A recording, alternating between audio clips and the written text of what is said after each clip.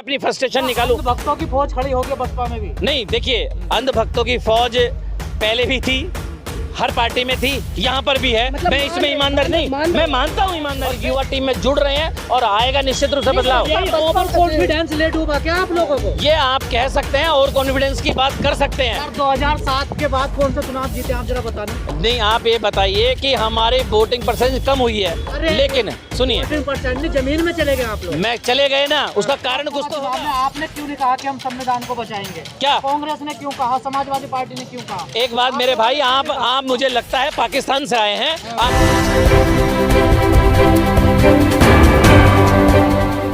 आप लोग मीडिया को जरूर कहते हैं हर बात में, मीडिया की तो आपको जरूरत ही नहीं है।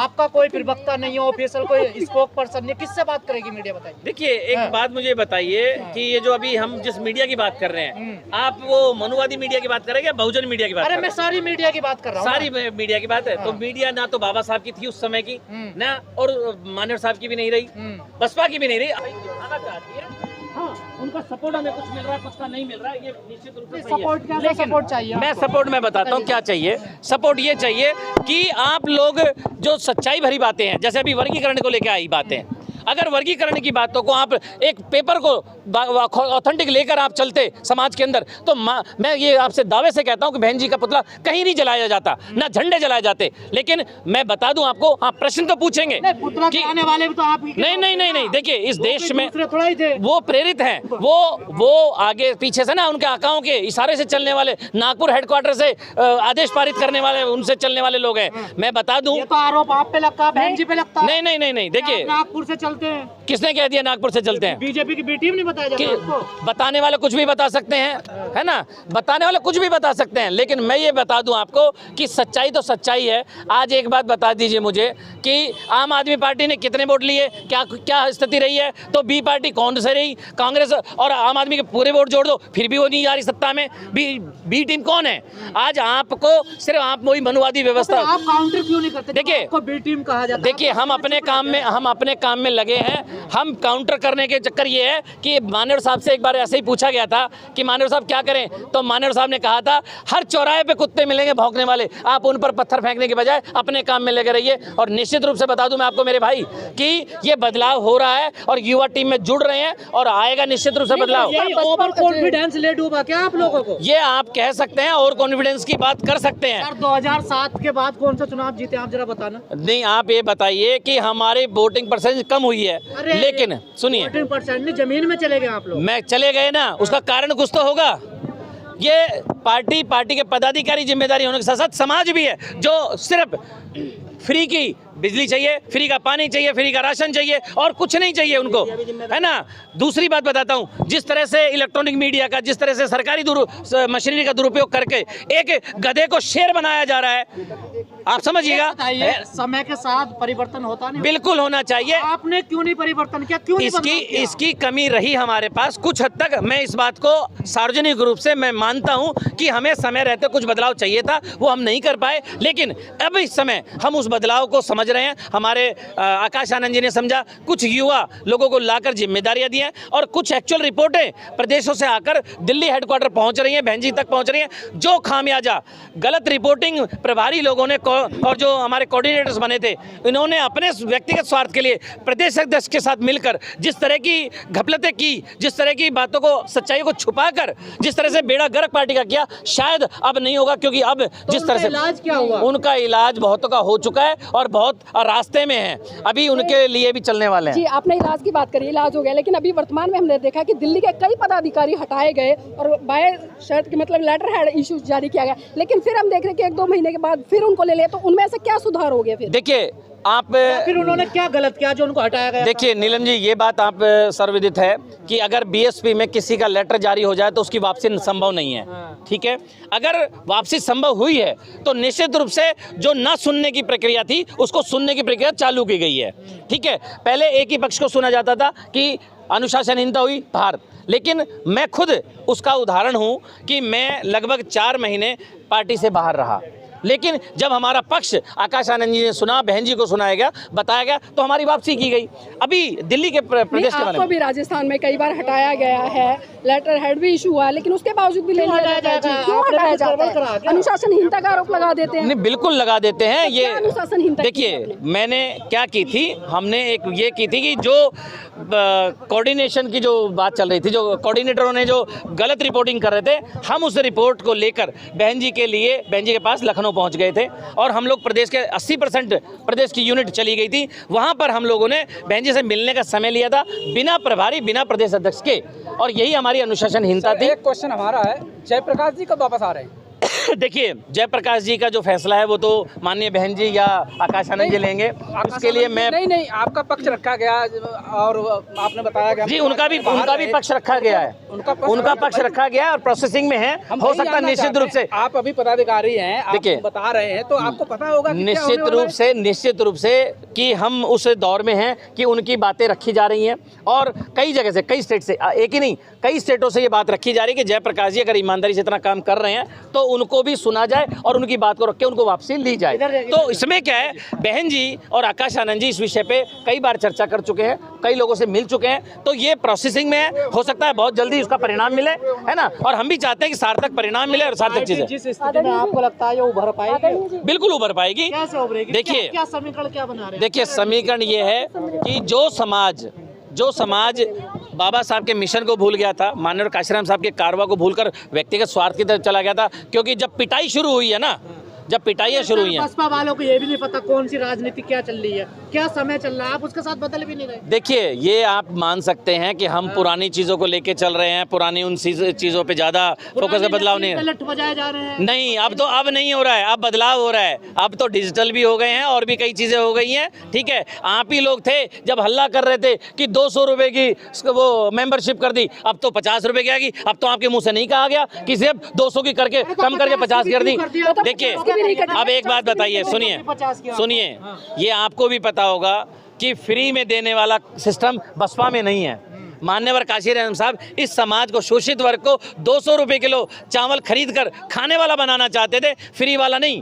आज उसकी जरूरत है। अगर जो मैं 50 रुपये की अगर सालाना वो अपनी मेंबरशिप देता हूं, तो समाज बना कहा, आज भी वो समाज 5 किलो राशन पे भाजपा को वोट डाला था, केजरीवाल को वोट डाल देता है। यही समाज की वो है कि वो समाज अपनी वोट की कीमत को नहीं समझ पा रहा है, अपनी वैल्यू नहीं समझ पा रहा है और आने वाले बच्चों के भविष्य को नहीं समझ पा रहा है। समझा कौन रहा है सर? देखिए, समझाने वाले हैं आप जैसे बहुत सारे लोग। मैं इस चैनल के माध्यम से कहूँगा, नहीं, आप नहीं, आप में मैं भी, आप में हम भी शामिल होते हैं। मलाई का टाइम आएगा तो मलाई आप खाओगे। देखिए, ऐसा है, आपके और हमारे लोगों में एक ही बात है, आप भी और हम भी। कैंडिडेट से मुर्गा आप खाते हो, लड़ाई हम लड़े सर को। अच्छा, एक मुझे बता दीजिए, पिछले 1.5 साल के अंदर एक भी कैंडिडेट लाके बता दीजिए जिसने मुर्गा खिलाया हो। और ये काय की लड़ाई? मैं कह रहा हूँ ना, आपको तो अफवाह चाहिए बेकार की, आप मुझे बताइए। बस असल में मैं बताता हूँ कि ये वहाँ भी धक्के खा के आ गए हैं, यहाँ भी धक्के खा रहे हैं। अब परेशान है कि कहाँ मैं अपनी फ्रस्ट्रेशन निकालूं। भक्तों की फौज खड़ी होगी बसपा में भी। नहीं, देखिए, अंध भक्तों की फौज पहले भी थी, हर पार्टी में थी, यहाँ पर भी है। मैं इसमें ईमानदार नहीं, मैं मानता हूँ ईमानदारी से। अगर बिना सोचे समझे अगर हम उसी गलतियों को दोहराते रहेंगे तो अंधभक्त हैं। लेकिन ये अंधभक्ति विनाश का कारण नहीं है। बिल्कुल है, और हमारा पीछे जाने में बहुत बड़ा कारण ये भी रहा है कि हम लोग ने बदलाव नहीं किया। लेकिन नहीं, बदलाव, अरे सर, आप देखिए, या तो प्रश्न का जवाब पूरा सुन लें, फिर आप अपने प्रश्न को करें। अगर किसी चीज को, प्रश्न को पूरा सुनने के बाद उत्तर सुने, फिर पूछिए आप आराम से, आपको संतुष्ट करके भेजा जाएगा। तो और भाई कहाँ मानते हैं हमसे कोई कमी हुई? किसने कह दिया? कौन मानता? किसने कह दिया? हमारी कमी है ना कि हम आपकी ये बातों को सुन रहे हैं। हमारी कमी है ना कि हम लोगों तक नहीं समझ पा रहे हैं, हम लोगों को फ्री में नहीं दे पा रहे हैं।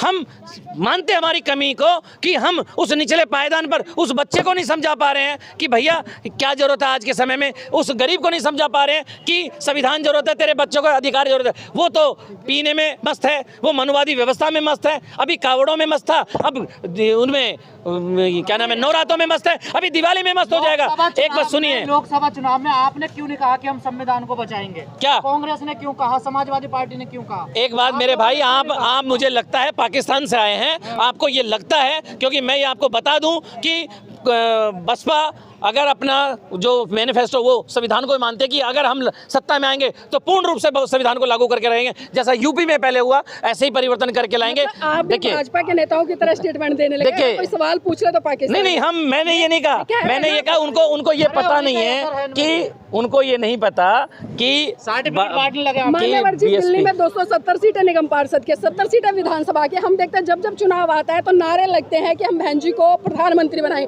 लेकिन विडंबना है कि एक निगम पार्षद की सीट नहीं निकाल पाते आप। देखिए, आपका दुख और हमारा भी दुख हम मान सकते हैं, और हम जिन चीज़ों को तैयारियों में कर रहे हैं हमें बदलाव चाहिए। और मैं ये बोलूँगा कि जिनको संविधान से प्यार है, जो संवैधानिक अधिकारों को मानना चाहता है, अपने बच्चों के अधिकारों को बचाना चाहता है ना, तो चाहे किसी भी धर्म का हो, किसी भी जाति का हो, उसको इस नीले झंडे में आना पड़ेगा। नहीं तो मैं आपको लिख के दे सकता हूँ, आप अगर आकलन ईमानदारी से लगाना शुरू करें तो आपको सच्चाइयाँ कुछ और नजर आएंगी, जैसे आपके चैनल के माध्यम से।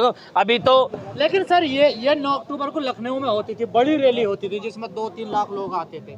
आज छोटे से आंगन में आके सिमट गए आप लोग। ये छोटा सा आंगन नहीं है, आपको छोटा सा आंगन लगता है। आप सेंटर में बैठे हैं और केंद्रीय ऑफिस है ये, केंद्रीय। तो कह रहे हैं कि अभी परिवर्तन का समय। देखिए, मैं क्या कह रहा हूँ, लेकिन हम क्या कह रहे हैं, आप वहाँ सर ना गिनाएं। पिछली बार जो अक्टूबर में हुआ था मैं भी वहीं था, लेकिन आज जब सेंट्रल गवर्नमेंट, क्योंकि विधानसभा जो दिल्ली है उसके चुनाव नज़दीक हैं, बहन जी को यहाँ पर उनकी पूरे स्टेट की जो मीटिंग है वो लेनी थी।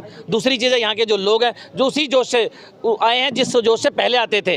भीड़ आपको लगता है कम आई है आपके सरों के हिसाब से, लेकिन जोश जुनून वही है। और आज यहाँ में क्या परिणाम देंगे सर इस बार? देखिए, इस बार आपको पॉजिटिव परिणाम जरूर नजर आएंगे। जमानत जब्त ऐसा तो नहीं होगा, हर बार ऐसा ही होता है। देखिए बीजेपी की ऐसा तो नहीं, मैंने ये तो नहीं कहा, यही हमने ये नहीं कहा। हमने ये कह रहे हैं कि आपको परिणाम इस बार निश्चित रूप से अगर आएंगे, लेकिन एक साथ तो चाहता हूं मैं आपको किस आधार पे कि आप भी जिम्मेदारी निभाएं, मैं भी जिम्मेदारी निभाऊं, आप भी जिम्मेदारी निभाएं, तो निश्चित रूप से सार्थक परिणाम। पूरी जिम्मेदारी निभाती है, लेकिन विडंबना किसको कोई एक गिलास पानी तक नहीं पूछता। लेकिन मीडिया का रोल, पत्रकार का रोल पत्रकार के रूप में ना रह करके एक भारतीय नागरिक के रूप में, एक बहुजन सदस्य के रूप में अगर जब आप निभाते हैं, क्योंकि पत्रकारिता में जब माइक लेते हैं तो आप 4-6 घंटे ही लेते हैं, उसके बाद का जो समय होता है अगर वो भी आप ईमानदारी से हमारे साथ दे दें तो निश्चित रूप से आपको पॉजिटिव परिणाम मिलेंगे। हाँ, रही पानी की बात, तो अब वही बात है कि भाई पानी, ये भाई साहब मुर्गा पूछ रहे हैं, तो इसका तो कोई इलाज नहीं है हमारे पास में, क्योंकि है ना, हाँ नहीं, पानी तो होना चाहिए। अभी तो यहाँ टैंकर लगे आपके लिए 2-2, लेकिन गंदा पानी है। नहीं गंदा नहीं है, मैंने भी वहीं से पिया है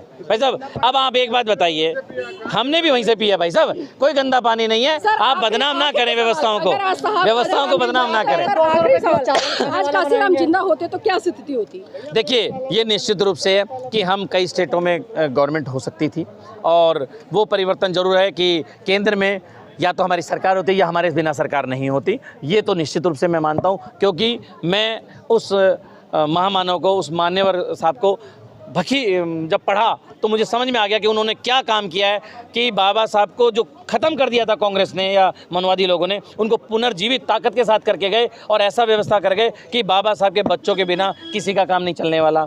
आज मान्यवर साहब होते तो निश्चित रूप से हम लोग यहाँ ना खड़े होकर कहीं और खड़े होते, और शायद आप भी कहीं की विधायक होती, और ये भाई साहब भी जो पत्रकार थे अभी हैं, तो वो भी कहीं ना कहीं और होते, तो निश्चित रूप से बदलाव होता। लेकिन हम बहुत मिस करते हैं। 18वें पुण्यतिथि पर मान्यवर साहब को हम सच्ची श्रद्धांजलि देते हुए ये आपसे निवेदन करते हैं, आपके चैनल के माध्यम से सभी से, कि अगर मान्यवर साहब को मानते हैं, बाबा साहब को मानते हैं, और अगर थोड़ा सा संविधान पे भरोसा है, तो एक बार एकजुट हो जाइए। जातियों को छोड़कर, धर्मों को छोड़कर, अपने बच्चों के अधिकारों के साथ एक साथ होकर उन बच्चों के अधिकारों को बचाने के लिए, इस देश को बचाने के लिए एक साथ, एक झंडा एक डंडा, आ जाइए सब नीले झंडे पे, तब जाके बदलाव होगा। Thank you sir. Bhandari ji.